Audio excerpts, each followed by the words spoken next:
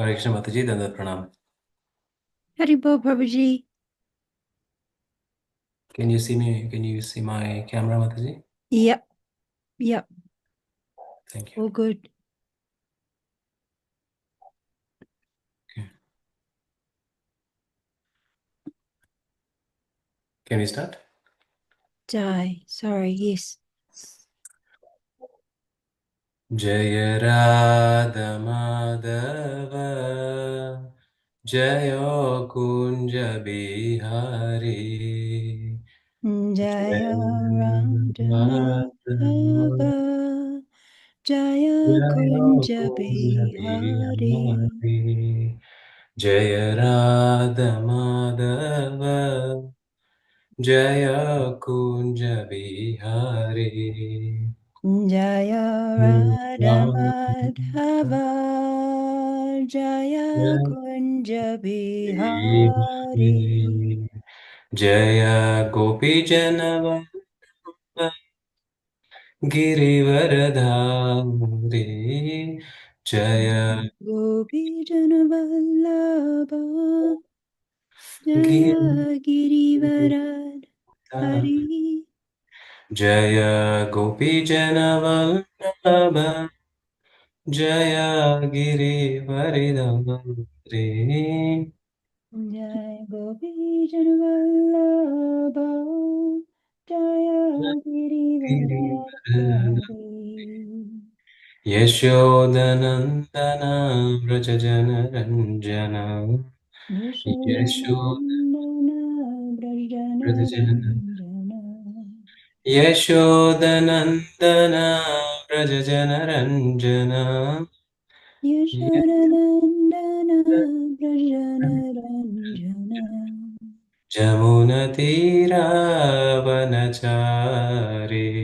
Yamunatira Vanachari Vanachari Jaya Radha Madhava Jaya Kunja Bihari Jaya Radha Madhava Jaya Kunja Bihari Jaya Radha Madhava Jaya Kunja Bihari Jaya Radha Madhava Jaya Kunja Bihari Jaya Gopi Jana Vallabha Girivaradhari Jaya Jaya Gopi Gopi Janavallabha Jaya Girivaradhari Girivaradhari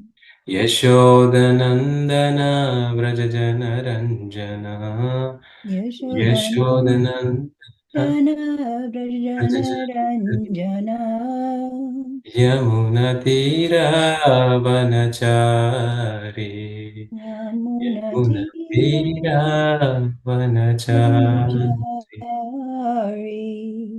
Hare Krishna Krishna Krishna Hare Hare Hare Hare Rama Rama Rama Hare Hare Hare Krishna Krishna Hare Krishna Krishna Krishna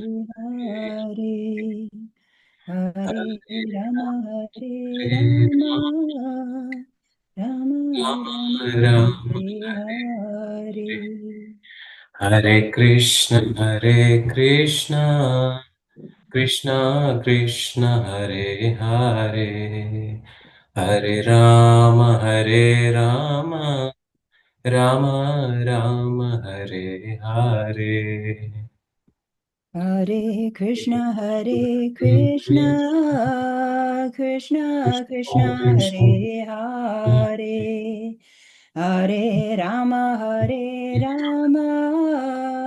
Rama Rama Hare Hare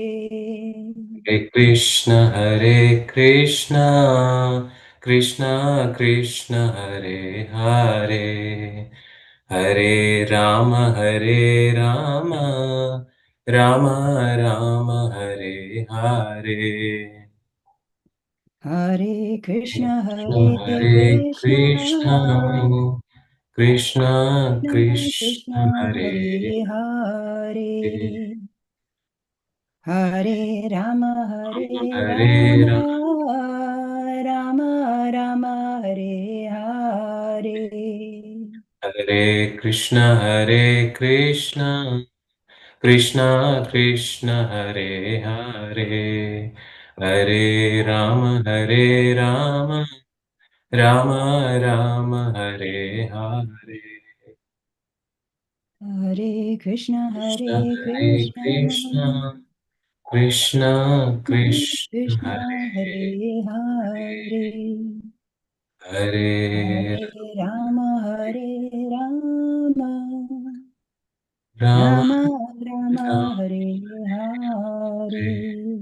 Jaya Gauranitai Jaya Gauranitai Jaya Gauranitai Jaya Gauranitai Jaya Gauranitai, Gauranitai, Gauranitai, Jaya Jaya Gauranitai. Jaya Prabhupada Jaya Prabhupada Jaya Prabhupada Srila Prabhupada Jaya Prabhupada, Prabhupada, Prabhupada, Srila Prabhupada. Nitai Gaura Haribo Haribo, Haribo Haribo Nitai Gaura Haribo Nitya Gaura, Haribo, Haribo, Haribo, Nitya Gaura, Haribo. Nitai Gaura Haribol, Haribol, Haribol, Nitai Gaura Haribol. Nitya Gaura, Haribo, Haribo, Haribo, Nitya Gaura, Gaura Haribo. Haribol. जय ओम विष्णुपाद परमहंस परिव्राजकाचार्य स्तोत्र सत श्रीमदेसी भक्ति वेदांत स्वामी श्रील प्रभुपाद की जय। ISKCON founder आचार्य श्रील प्रभुपाद की जय। जय ओम विष्णुपाद परमहंस परिव्राजकाचार्य स्तोत्र सत श्रीमद् भक्ति सिद्धांत सरस्वती गोस्वामी महाराज प्रभुपाद की जय। नामाचार्य श्रील हरिदास ठाकुर की जय। प्रेम से कहो श्री कृष्ण चैतन्य प्रभु नित्यानंद श्री अद्वैत गदाधर श्रीवासादि गौर भक्तवृंद की जय। श्री श्री राधा कृष्ण गोप गोपीनाथ राधा कुंड श्याम कुंड गिरी गोवर्धन की जय। श्री वृंदावन धाम की जय, मायापुर धाम की जय, जगन्नाथपुरी धाम की जय, गंगा माई की जय, यमुना माई की जय, भक्ति देवी की जय, तुलसी देवी की जय, अनंत कोटि वैष्णव वृंद की जय, इस्कॉन वर्तमान गुरु वृंद की जय, समवेत भक्त वृंद की जय, हरिनाम संकीर्तन की जय, ग्रंथराज श्रीमद् भागवतम की जय। All glories to assembled devotees. Hare All Krishna, glories to assembled devotees. Hare Krishna, All glories to assembled devotees. Hare All Krishna. glories to Sri Guru and Sri Guru. All glories to Srila Prabhupada ki jai. Om Namo Bhagavate Vasudevaya. Om Om Namo Namo Bhagavate Bhagavate Vasudevaya. Vasudevaya. Om Namo Bhagavate Vasudevaya. Om Om Namo Namo Bhagavate Bhagavate Vasudevaya. Vasudevaya. Namo Bhagavate Vasudevaya. Om Om Namo Namo Bhagavate Vasudevaya. Vasudevaya. Narayanam Namaskritya Narayanam Narayanam Namaskritya Naram Chaiva Narottamam Naram Chaiva Narottamam Devim Saraswatim Vyasam Devim Devim Saraswatim Saraswati Vyasam Tato Jayam Udirayet Tato Jayam Udirayet Nashtaprayeshu Abhadreshu Nashtaprayeshu Abhadreshu Nityam Bhagavata Sevaya Nityam Nityam Bhagavata Sevaya Bhagavati Uttama Sloke Bhagavati Uttama Shloke Bhaktir Bhavati Naishtaki. Bhaktir Bhavati Bhakti Naistiki. Naistaki. Hare Krishna. Today we are reciting from, let me just get my screen as well.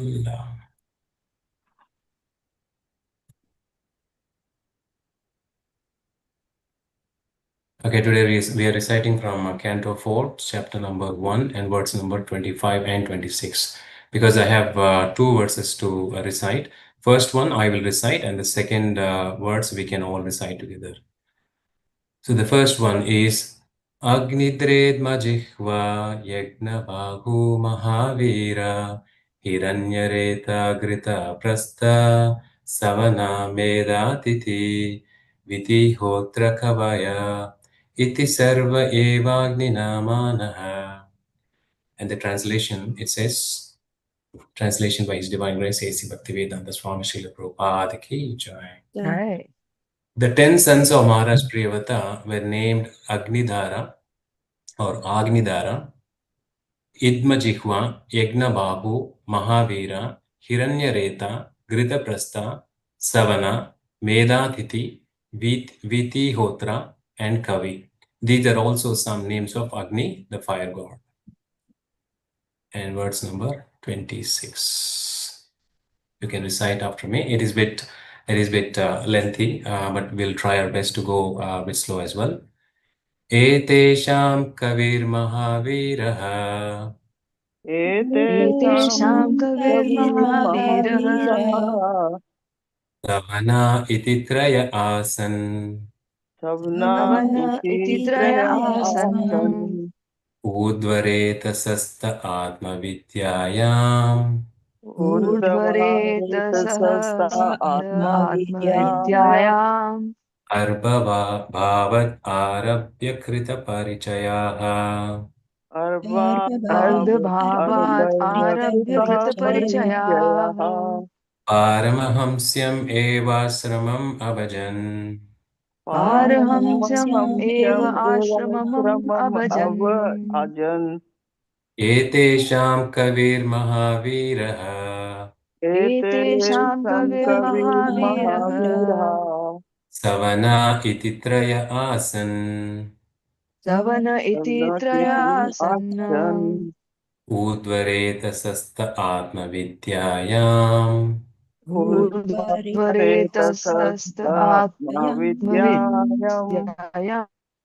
अर्भभावत् आरभ्य कृतपरिचयाः अर्धभावात् आराध्य कृतपरिचयाः पारमहंस्यम् एवाश्रमम् अभजन् पारमहंस्यम् एव आश्रमम् अभजन् एतेषां कविर्महावीरः एतेषां कविर्महावीरः सवना इति त्रय आसन् सवन इति त्रय आसन् ऊर्ध्वरेतसस्त आत्मविद्यायाम् ऊर्ध्वरेतसस्त आत्मविद्यायाम् अर्भभावत् आरभ्य कृतपरिचयः अर्भभावात् परिचयाः पारमहंस्यम् एवाश्रमम् अभजन्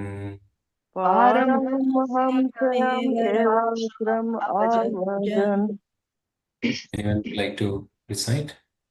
एतेषां कविर्महावीरः एतेषां कविर्महावीरः सवन इति त्रय आसन् सवन इति त्रय आसन् ऊर्ध्वरेतसस्त आत्मविद्यायाम् ऊर्ध्वरेतसस्त आत्मविद्यायाम् अर्भभावादारभ्य कृतपरिचयाः अर्भभावत् आरभ्य कृतपरिचयाः पारमहंस्यमेवाश्रमम् भजन् पारमहंस्यम् एवाश्रमम् अभजन् Shrikrishna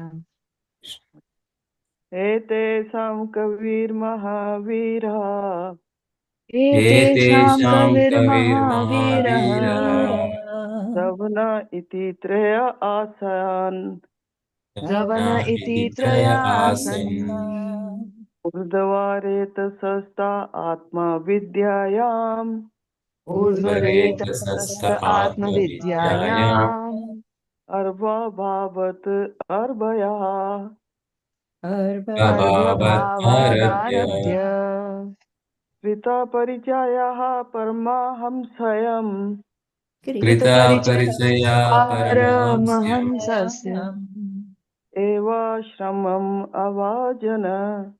एवाश्रमम् अभजन. अभजन. Hare Krishna. Anyone else would like to recite? Okay. We can go with word-to-word meaning. Etesham, Etesham, of these, of this, Kavi, Kavi, Kavi, Kavi, Mahaviraha, Mahaviraha, Mahavira, Mahavira, Savana, Savana, Savana, Savana, Savana, Iti, Iti, Tas, Das, Trayaha, Trayaha, Tri, Tri, Asan, Asan, Where, Where, Urdhvaretasa, Urdhvaretasa, completely celibate. completely celibate. Te, They, Te, Atma Vidyayam, Atmavidyayam, in transcendental knowledge. in transcendental knowledge. Arba Bhavat, Arbha from childhood. from childhood. Arabhya, Arabhya, beginning. beginning. Krita Parichayaha, Krita Parichayaha, very well versed. very well versed. Paramahamsyam, Paramahansyam, of the highest spiritual perfection of the highest spiritual perfection of human life.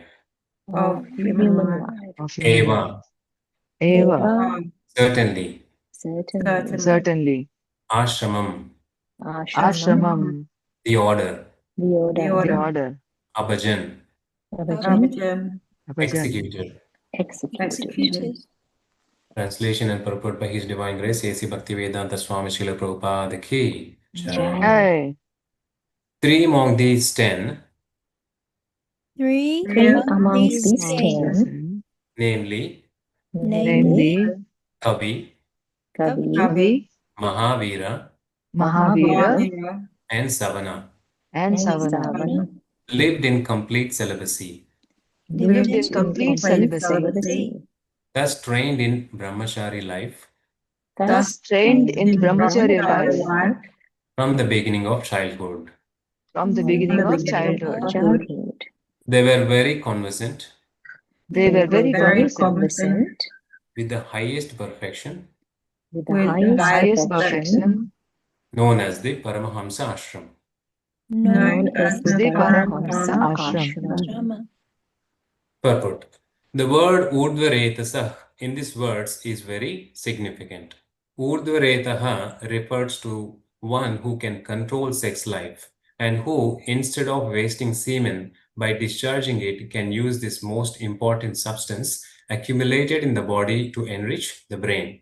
One who can completely control sex life is able to work wonderfully with his brain, especially in remembering. Thus, students who simply hear Vedic instructions once from their teacher could remember them verbatim without needing to read books, which therefore did not exist in the former times. Another significant word is Arbhabhavat, which means from very childhood. Another meaning is from being very affectionate to children. In other words, Paramahamsa life is dedicated for the benefit of others. Just as a father sacrifices many things out of affection for his son, great saintly persons sacrifice all kinds of bodily comforts for the benefit of human society. In this connection, there is a verse concerning the 6 Goswamis. त्याक्त्वा तूर्णम् अशेषमण्डलपतिश्रेणिं सदा तुच्छवत् भूत्वा दीनगणाशेखौ करुणाय कौपिनकन्तस्थितौ.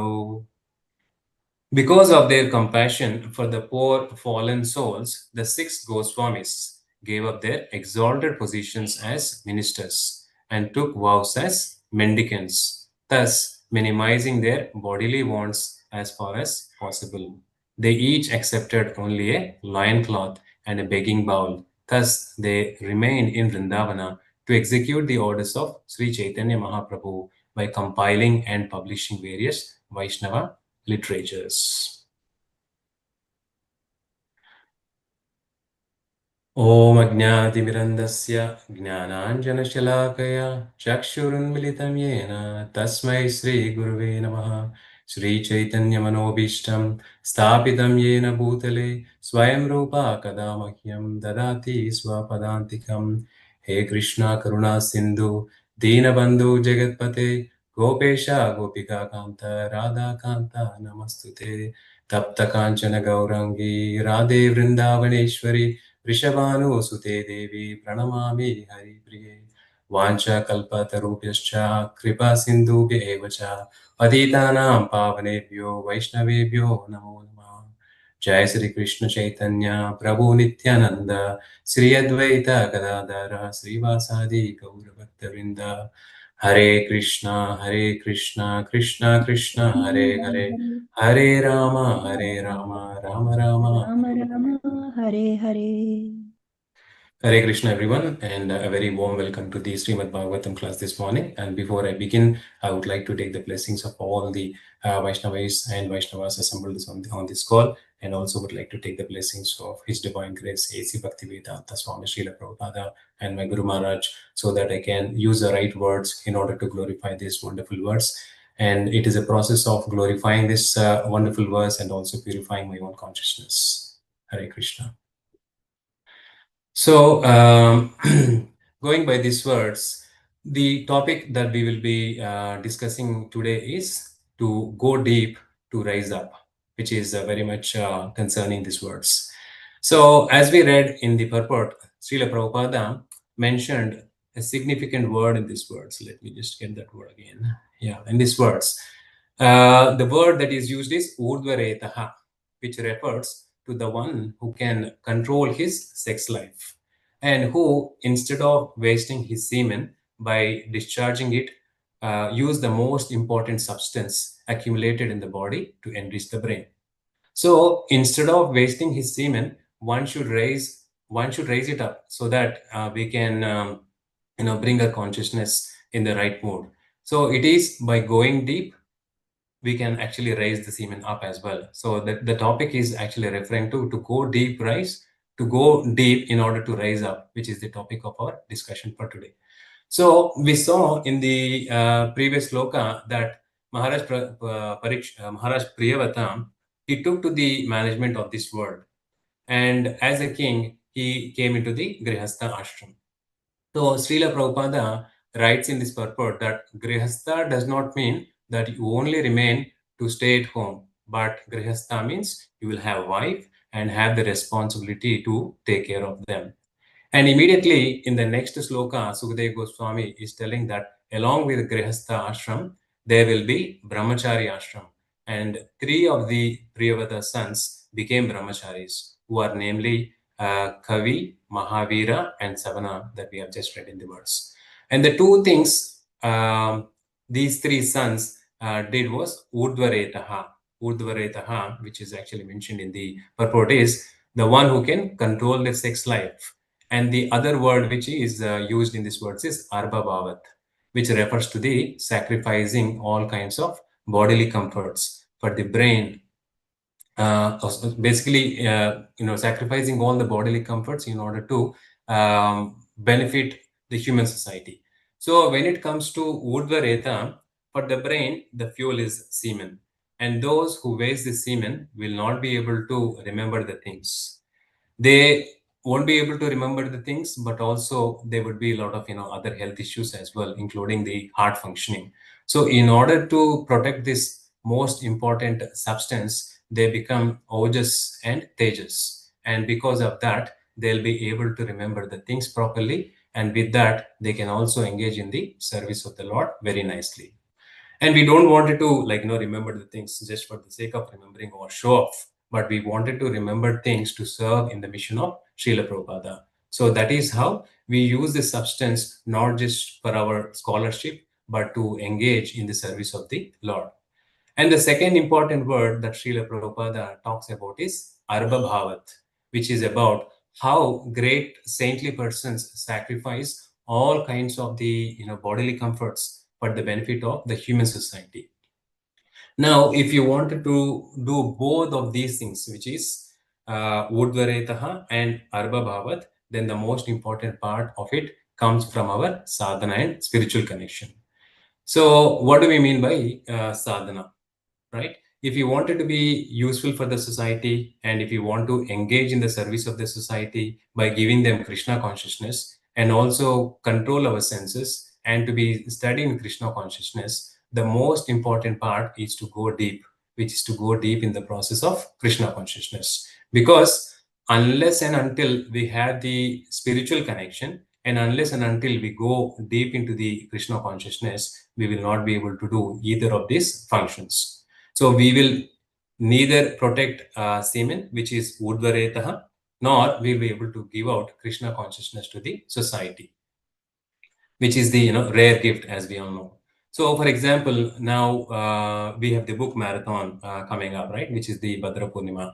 For book distribution, all the devotees are engaged in the process of giving out. But one will be able to do that only when one is focused. Otherwise, instead of doing book distribution, you will be doing something else, isn't it? So, for example, when one is standing in the malls or anywhere else to give out the books, instead, he will accumulate something which will not help him to grow in Krishna consciousness. And we often hear the main quality one should have to do book distribution is strong sadhana. And what do we mean by strong sadhana? Let's look about understanding strong sadhana from the words, from this words point of view, or from the lens of these words, where in Śrīmad-Bhāgavatam, canto number 1 and chapter number 12, verse number 4, in one of the lines it says Pitravad Ranjayan Prajaha, right? So here the word Pitravad Ranjayan Prajaha, in this verse it talks about Yudhishthira Maharaj taking care of his praja as a father. And even in the current verse also, we see all the three sons of Priyavata were considering all the praja to be their sons. And that is how they were giving out everything to the society. So Maharaj Priyavat was able to see his praja as his dependents. And he was able to give out everything because he has taken Krishna Padanu Sevaya. And he has taken the shelter of the lotus feet of the Supreme Lord. Because of his continuous service onto the lotus feet of the Lord Krishna, he was able to give out everything to the society and treating them as their own praja or their own children. So in this, the spiritual connection, if our spiritual connection with the Lord is strong, then only we will be able to give out to the society as well. And we also hear from the famous sloka about Ambarish Maharaj as well, isn't it? Where the first line or the most prominent line, it says is Savai Mana Krishna Padara Vindayor, where Maharaj Ambarish was always engaging in the service of the Lord. He was always hearing about the Lord, meditating about the Lord, seeing the glorious forms of the Lord by cleaning the temple of the Lord. He always engaged all his senses in the devotional service, in various engagements related to the Lord. This is the way to increase attachment for the Lord and be completely free from all material desires. So we can understand that both these things are connected, which is only one, where when we take in, we can give it out, isn't it? So what does it mean by going deep in sadhana?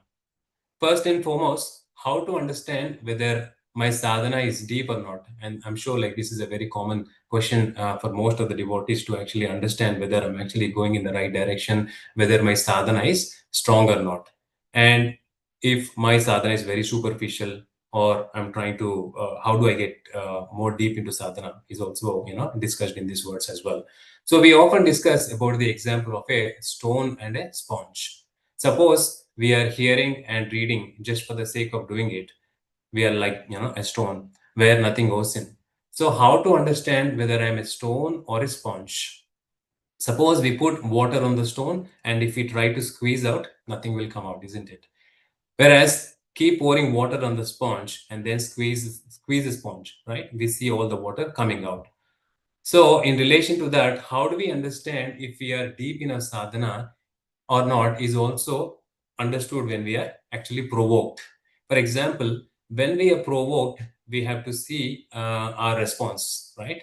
Whether if Krishna is coming out of the provocation because of our strong devotional service, or the response is coming out as grudges, right, to others. So we can see when we are provoked, or when we are put in a situation of temptation, how do we respond to that temptation determines whether I'm actually absorbed in my sadhana, or like whether I'm actually mentally weak, and whether my sadhana is just superficial is also determined by by putting ourselves into a temptation situation and handling that situation very well. And we can see three kind of common responses when we are actually provoked. The first one is emotional response. When we think of the emotional response, especially from the Mahabharata, the most important character that we think of is Dhritarashtra, isn't it?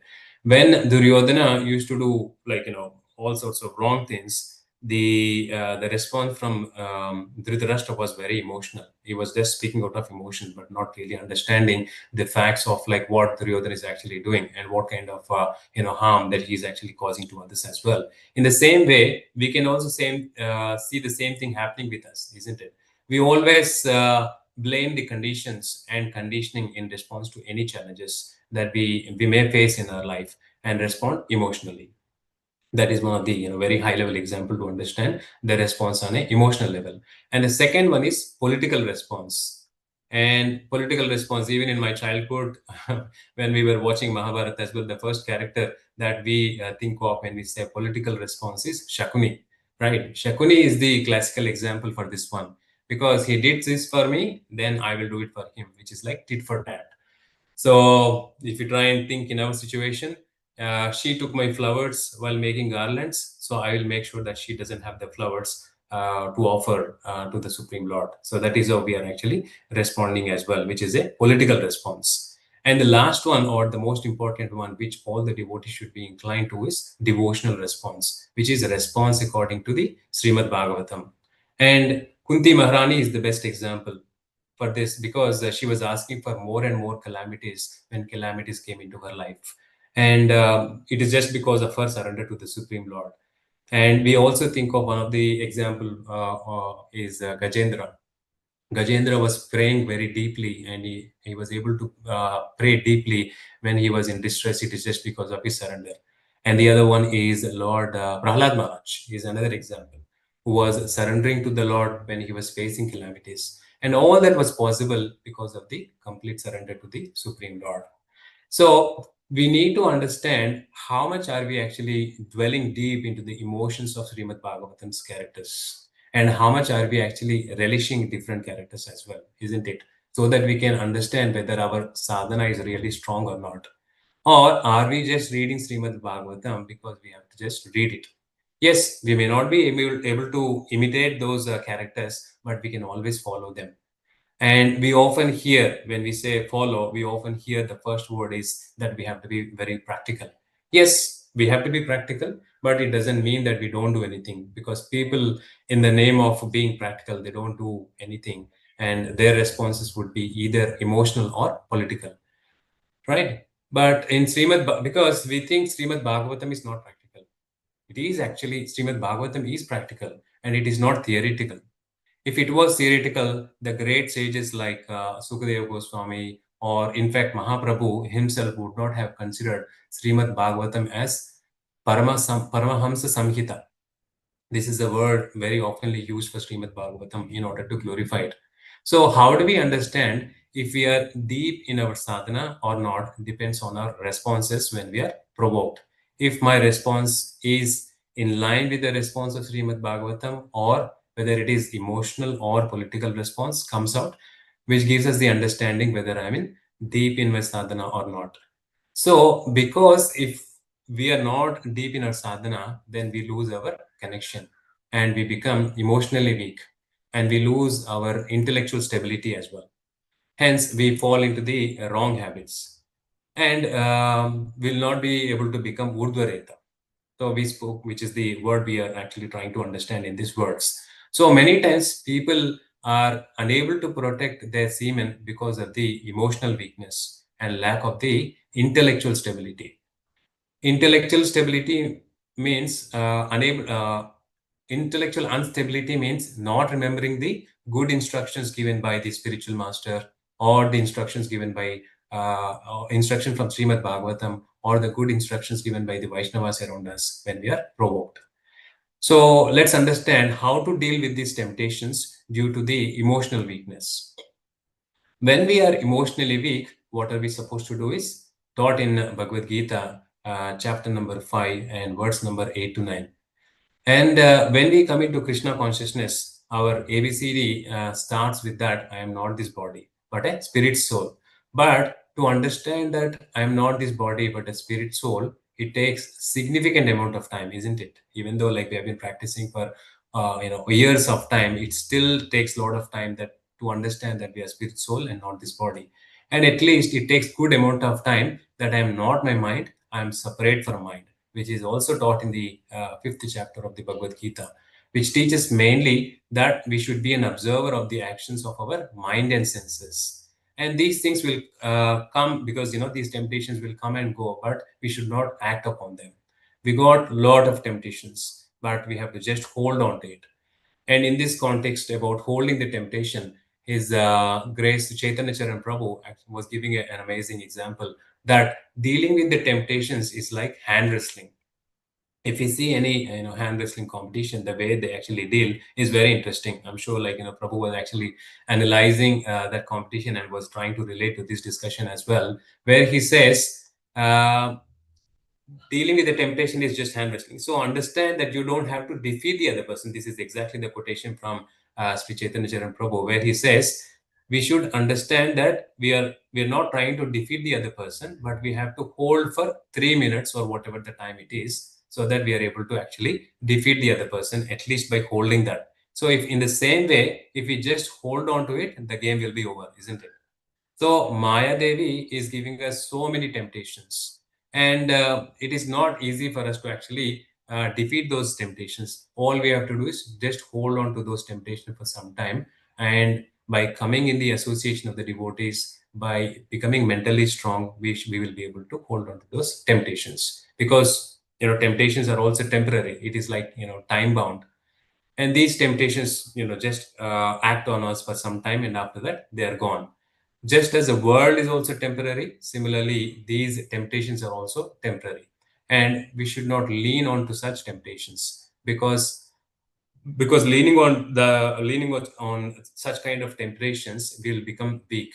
So when we are weak, we obviously get into wickedness rather than going into victory. When we are weak, there are two things, as I mentioned. The first one can be wickedness, and the second one is the victory. Wickedness is performing wrong actions, but from that weakness, we can go into victory when we just hold on to such temptations and taking the shelter of the Supreme Lord. So, by going deep into Śrīmad-Bhāgavatam, by taking shelter of the holy name, respectfully chanting, which is avoiding Namaparad, we can release the holy name.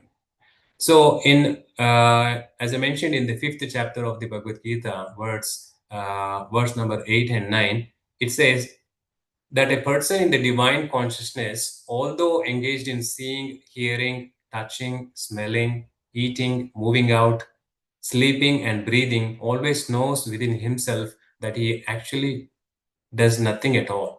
Because while speaking, evacuating, receiving, or opening or closing the eyes, he always knows that only the material senses are engaged with their objects and that he is aloof from them.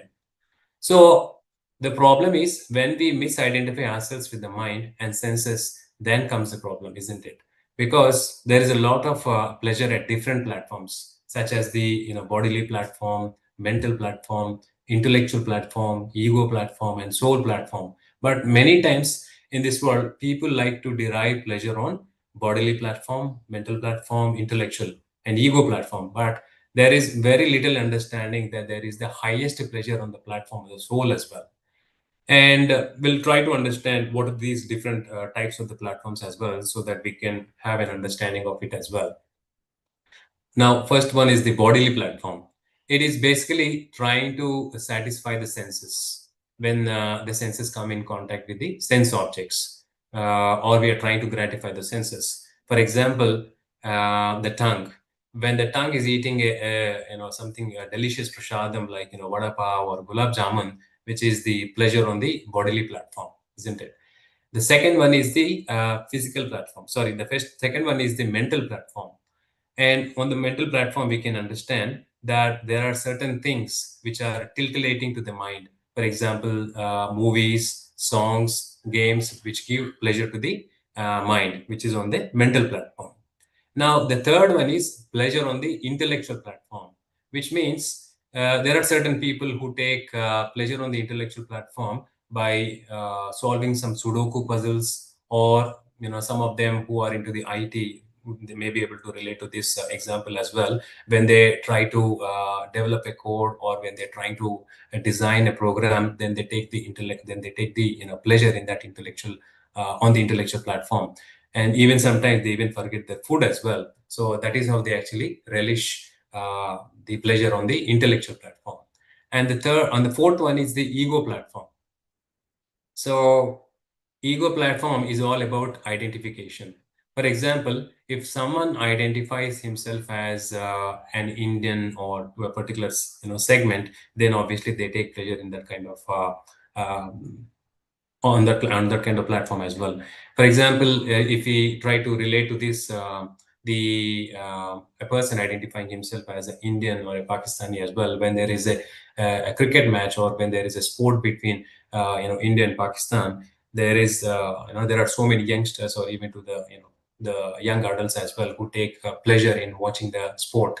They are completely glued in watching the TV. They even forget that they have to have some food as well, because they're completely engrossed, even to the extent that when the mother gives some kind of food which they don't even like, they try to accept it as well, because they're completely engrossed in that platform. It is just by identification of themselves with a certain country or a certain object, and that's called the pleasure on the platform of ego.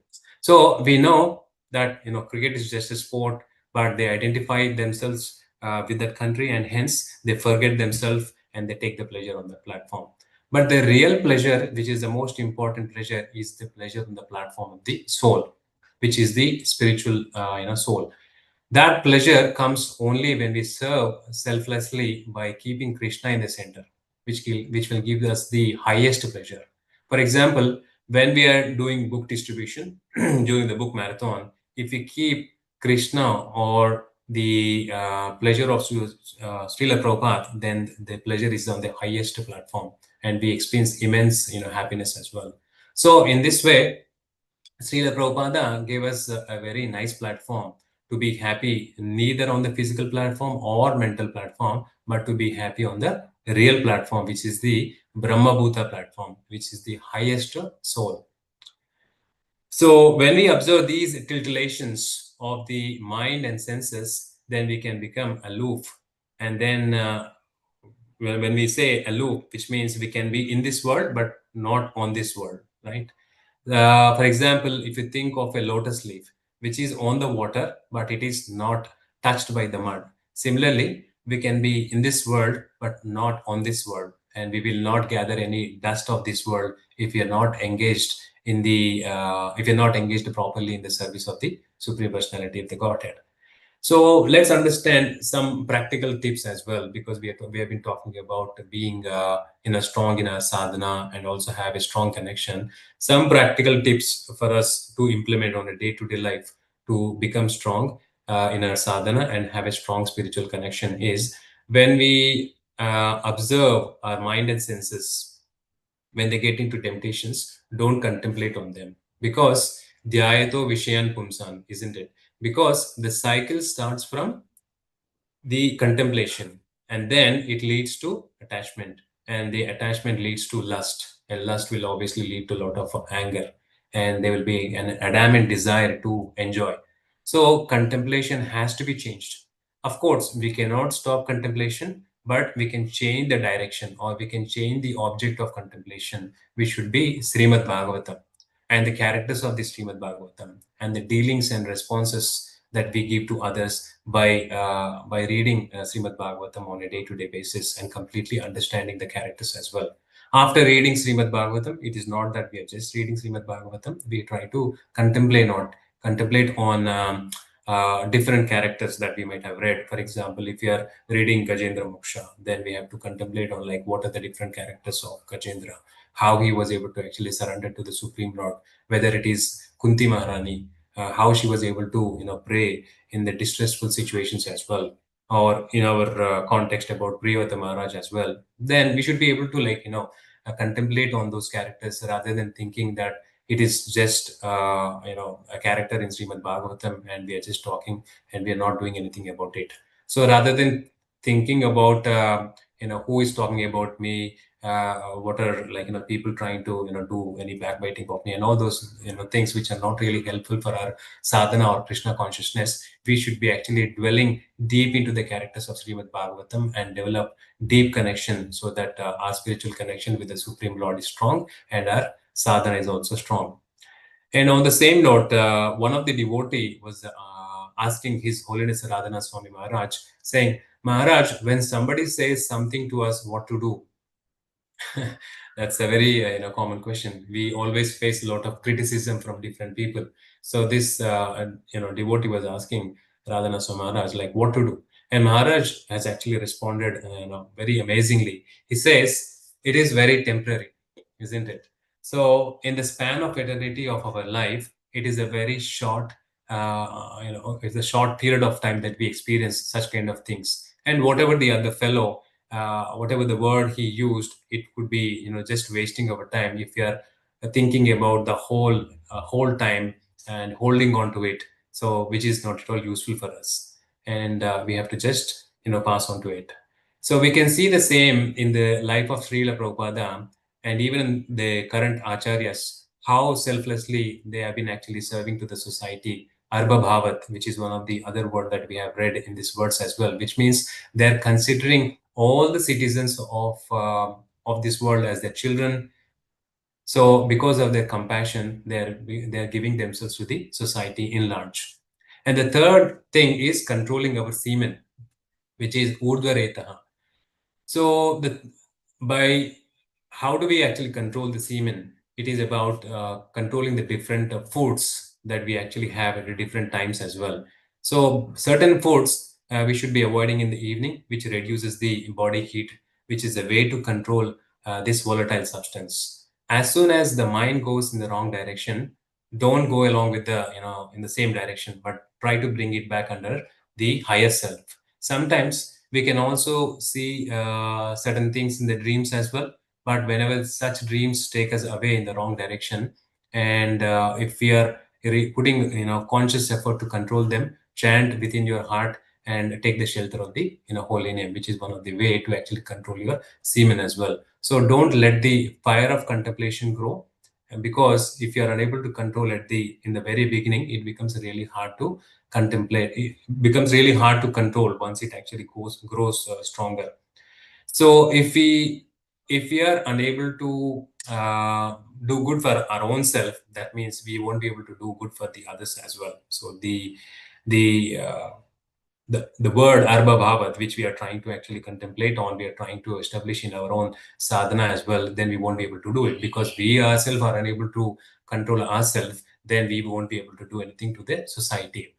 I came across a very nice sentence which I was actually thinking on, where it says is the secret of doing good to others is secretly doing good to yourself. It's a very profound statement, isn't it? So if we are unable to do good to ourselves, then we won't be able to do good to others, which is our proper sadhana. So when we are intellectually not strong, then we have to borrow the intelligence from Guru, Krishna, and by hearing from the devotees around us. When we are stuck in difficult situations and when we don't have the capacity to open the books and find out the answers for our situation, then we should approach the devotees and take the association of those fired up devotees, not those fried up devotees. So those devotees who are good in hearing and reading, and also we have to, along with that, we have to take the shelter of Guru and Krishna for their help. So this is how we can come out of the weakness of the mind and the instability of the intelligence.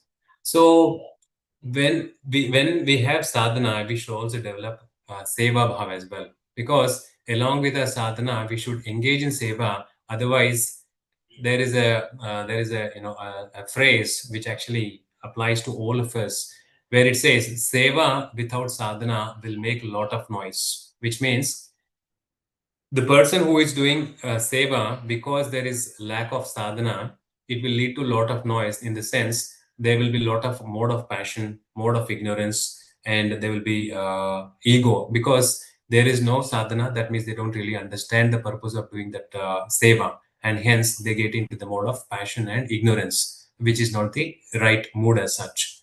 And at the same time, people with sadhana and no seva will lead to indigestion as they become puffed up, isn't it? So imagine somebody like, chanting, they're doing Shravanam, Kirtanam, and everything, but they're not doing any seva. Obviously, it will not lead to anywhere. Rather, they become puffed up and it leads to indigestion. So they both should go hand in hand so that we can go deep to rise up. That is the essence of the these words basically. And one of the key takeaways is the controlled senses and devotion transform human life into spiritual success. That's the essence of these complete words. Because if you go back and see once again, or try to summarize, in the previous words, Prevat Maharaj was actually getting to Grihasthashram. And then in these words, basically, out of the 10 sons of Priyavada Maharaj, 3 of them have actually taken up the Brahmachari ashram. And Brahmachari ashram, how they were able to do it is by Urdhvareta and Arba Bhavat. Urdhvareta is able to control the semen, and Arba Bhavat is able to give something to the society, completely to the society, by giving up their comforts. And also we talked about different examples on how to become strong in our sadhana and develop spiritual connection. So how to identify whether we are strong in our sadhana or not is given by the example about the stone and the sponge. When we throw a lot of water on the stone and try to squeeze it, then there is no water coming out, which means when we read Śrīmad-Bhāgavatam and don't really apply in our day-to-day life, then we are reading it just for the sake of it, just like a stone, because nothing goes in. And when we try to squeeze out, what do I mean by squeezing out is when we are put in the provoking situation or temptations, the response would be either emotional or political, because we haven't really absorbed it.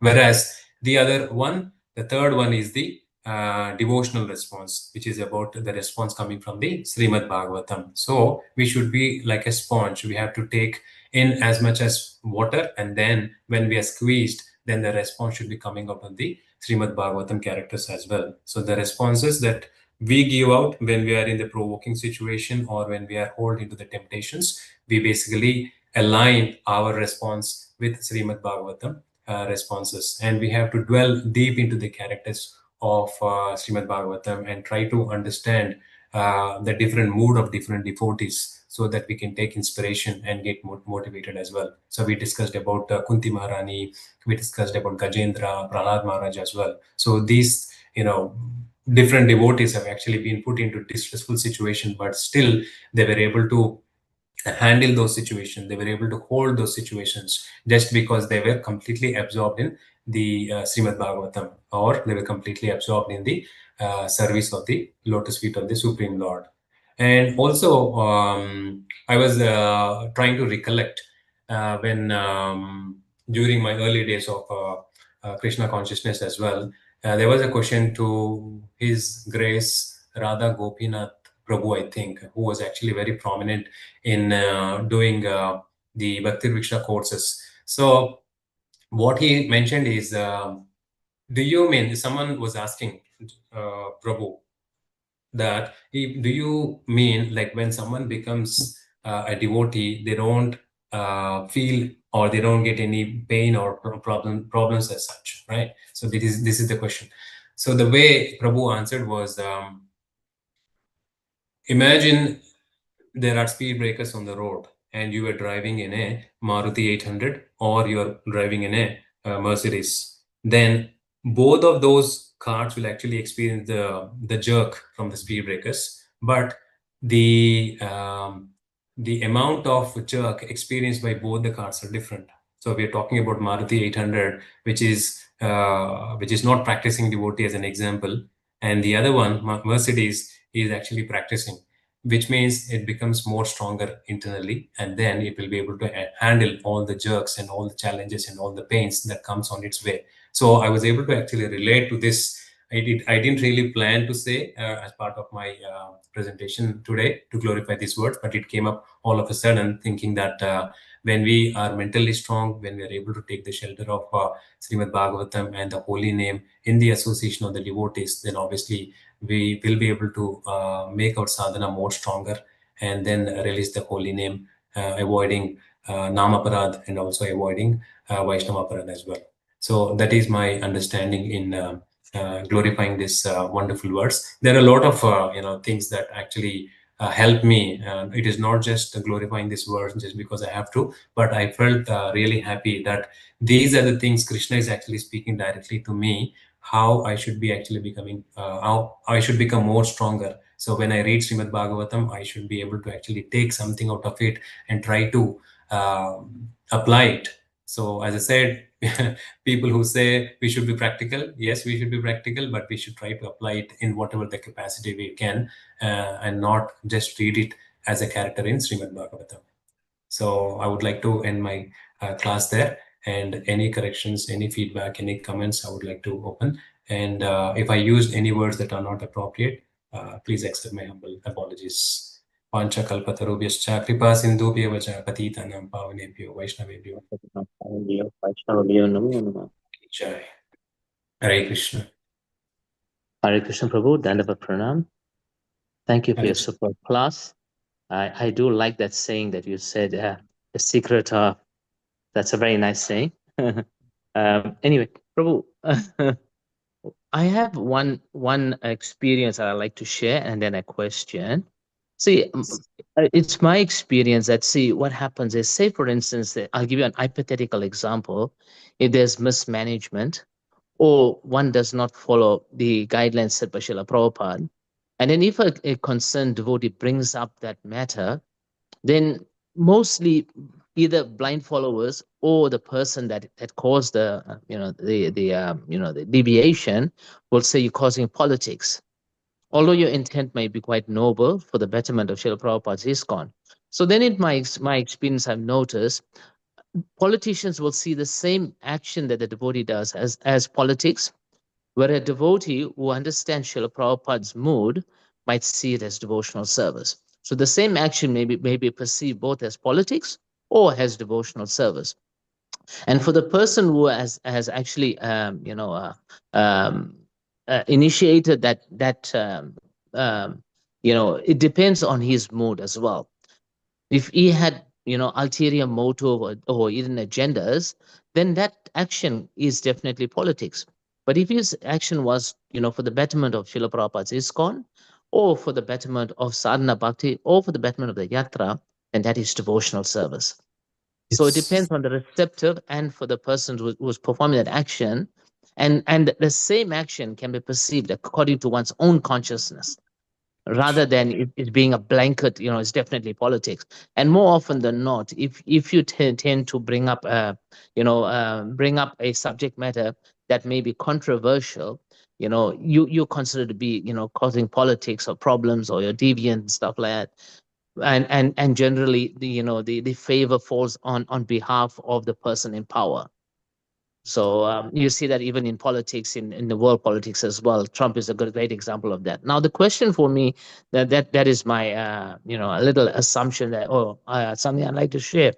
But the question I have for you that came up according to the verse today, see, we were talking about retention of semen is like nourishment to the brain, like fertilizer to the brain. So devotees, Prabhus, they perform austerity, and of course one of the austerity is to control the senses. And so in so doing, you can actually through the spine you can you can shoot up your semen and nourish the brain. But the question is that then does that mean that Matajis don't have that opportunity to nourish the brain? Is it only for a masculine thing, or is, It applies to both of them, Prabhu. It is not just one yes, gender as such. It actually applies to both of them. yes, but Matajis don't have that semen in order to utilize management, like that fertilizer, so to say.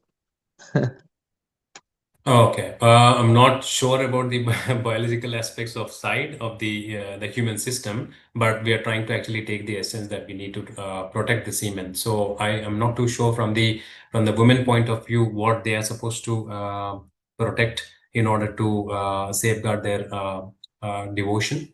But the ultimate aim is to actually control our temptations and make sure that we are steady in our sadhana and ensure that we are doing the right things in order to develop that spiritual connection. Yes, bro. I think it's mentioned somewhere that a male has to, the Prabhu has to be austere, and a female has to be chaste. That's the only thing I could come across. But when it comes to about when typically talking about the biological structure of the body, and utilizing that what's called the sense of the body, then I was wondering, I just came up with a question today that while we were talking is what happens then in a case of a Mataji? So, Yeah, that's definitely a word that I can try to contemplate after this class and think what else can be saved from a Mataji's point of view as well. Yeah. Yes, Prabhu. Thank you for bringing up that thank you point. again, Prabhu. Very well researched class. I really enjoyed it. Thank you, Prabhuji. Thanks for your questions and thanks for good feedback as well. Hare Krishna, Sadananda Prabhu. Correct. Thank you very much for Correct. your very nice class and very nicely articulated points across everything.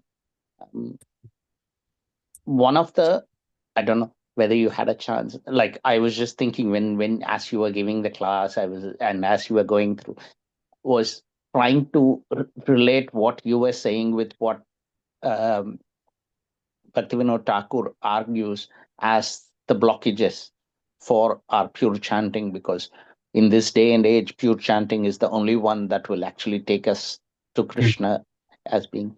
And how do you see, as you rightly say, that there is the aspect of the fact that we can block the urges or we can do it, but how do we contrast it against when Bhaktivinoda Thakur says that it is our weakness of our heart that causes it, and the weakness of the heart is caused because of the nature that the senses have, because the senses have tasted that material pleasure. That's so I just thought that one. So that's a question for you to ponder. Just a quick thing on what Janakaracharya Prabhu was saying. I totally agree that perceptions are the ones which cause how people perceive everything. But a lot of times, yes, we can give our perspective from a place of goodness and wanting to do it. But unless the other person really trusts us, our observations or our real intentions don't get passed on. That's my general thing that I've observed. Like, we can do it from a place of goodness, but if we don't have trust developed with the other person is never going to receive it. Thank you, Prabhu. Correct. Yes, Prabhuji. Yeah, it all depends on how people actually perceive things, because an action can mean so many things, and it depends on individuals on how to actually understand the intentions of the other person. So unless and until, as you mentioned, they have that bond or relation, they won't be able to understand what exactly they mean when they perform a certain activity. So when they look at from far, the same action can be understood by different people in different ways. It depends on two. One, as per my understanding, one is their lack of relationship with that person and their lack of understanding what their intentions are. So we don't know their intentions and we don't have the proper relation with that person. Then obviously we are unable to establish what they're trying to do. So we yeah, we judge by our own consciousness as well, is my understanding, Prabhu. So the Thank you, question Prabhu. to bring about then, Prabhu, if, Yeah. for instance, the other person doesn't have trust or is in a place where they believe they're above the, the normal receptive, receptive advice. So what happens then? Should then the doers not do anything and just keep quiet? Like, for instance, in a gross example, if, for instance, somebody's putting a hand in the fire, whether the person trusts you or not, you'll tell them, don't put your hand in the fire. So if they don't trust you, you say, okay, let them put their hand in the fire and that's all right. So what should be the doer's action then? Should we just ignore it and just, let it be, if that argument is true, that only a person who has trust in you will be receptive to it, does that mean, so what happens in the case of the doers? Should the doer not do it anymore and don't bother? Yeah, yes, Prabhu. Like, the doer, whoever actually wants to, understand, they obviously have to have that kind of maturity as well, that they can approach the right person in order to understand whether it is the right thing to do or not. But as long as they're able to accept the instruction, it depends on them as well. So if they are able to, understand the instruction which is in line with, for example, in our context, whether it is Srila Prabhupada or Śrīmad-Bhāgavatam, then it is acceptable, even though it is coming from, even though it is coming from a person who they may not have the relation as well. But if the instruction is in line, then I'm sure they should be, accepting it as well. Thank you, Prabhu. Any other questions? Hare Krishna, Prabhuji. Hare Thank Krishna, you very Mataji. much for your class. For me, take home message is that we listen to Śrīmad-Bhāgavatam, we hear Śrīmad-Bhāgavatam, but the important point is whatever we learn from Śrīmad-Bhāgavatam, we have to try to put into practice. Unless until we put into practice, hearing Śrīmad-Bhāgavatam doesn't mean anything. Bhagavatam is actually practicing. We might not be able to practice everything we hear, but at least we try to put some of the things which we can into practice. That's all I wanted to say. Thank you very much for wonderful class. Hare Krishna. Mataji, thank you so much. On that note, I just wanted to say, like, when Prabhus were asking questions and giving their feedbacks, this is what I generally think. Whenever Kadamini Radha Mataji doesn't share her realization towards the end of the class, I feel that the class is incomplete. So the two things I feel incomplete is when Her Grace Jamuna Mataji doesn't recite the sloka, and when Her Grace Kadamini Radha Mataji doesn't give the conclusion. Hare I feel Krishna, the Prabhu. class is You the are class so is humble. You are so humble. I'm the person who have to talk. no, Mataji. And my No, Prabhu Mataji. remains quiet. My Prabhu remains quiet, and I have to talk. So that's my nature. No, Mataji. We actually wait for your comments and feedback so much, because Thank you. the entire class is summarized with your 2 or 3 minutes of comments or 5 minutes of comments. We actually wait for those comments. They're very valuable because they're very practical and applicable for all of us. Even though sometimes we try to read from Śrīmad-Bhāgavatam, we try to do some presentation on it, but ultimately, when it comes from a devotee who has actually realized and experienced it, and when they share it, it is more touching. One of my guru in the past, he was saying that when you speak from your heart, it actually touches the people more than when you speak from the book. So those realizations that you share actually touches all of us, and I really thank you for sharing your comments. Yeah, Prabhuji, I just want to add how I say these things. See, my Guru Maharaj, he always used to say, be humble and tolerant. And if you look at these two things, humble and tolerant, it's so difficult. And especially, earlier in my life when I was not Krishna consciousness, like my nature is that I used to get so angry if somebody says something, I will just blow and this and that. So I was trying to meditate on these two words, humble and tolerant. And I, in fact, told my spiritual master, Guru Maharaj, I said, Guru Maharaj, it's so difficult. I will spend all my life meditating on these two things, humble and tolerant. And that Yes. is actually the key. No, I'm understanding after so many years that how important it is to be tolerant and humble. And I'm still working on them. Thank you very much, Prabhuji. Hare Krishna. Thank you, Mataji. Thank you so much. Yeah, it's a wonderful, way to end the class as well. And yeah, thank you all. Thank you all for attending the Bhagavatam class this morning. And today is the most auspicious day of Ekadashi.